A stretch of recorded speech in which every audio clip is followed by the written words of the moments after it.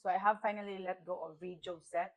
And the reason I use Rejuv-Set is because makahatag siya glow bitaw sa akong face or mo lighten akong face or mahayag akong now. Without the Rejuv-Set, as in warag dry akong now and dili siya kanang nindot awan, as in um dry and not glowing basta something like that. But if you use Rejuv-Set, is mo lighten ba mong face and nakaglasing the skin.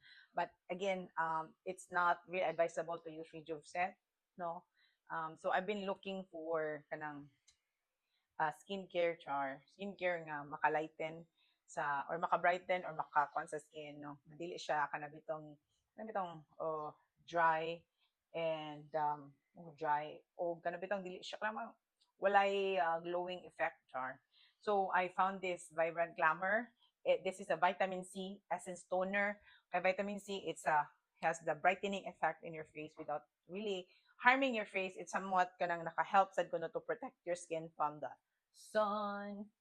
Um, this is from Vibrant Glamour na asa ni siya pair with cream. No, sometimes I don't use the cream. Ingani na lang ako gamiton.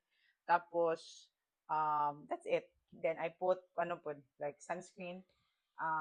So if you wanna check and you wanna try, if you want to let go of the Rejuv-Set, kaya you know the Rejuv-Set kadugayan, one of dili nimo matawang di ka magbutang sunscreen and mainitan ka, milasma ang labas. Daghan kay nakita na nga nagka-milasma, which is not really not nice to look in your face. So check the yellow basket.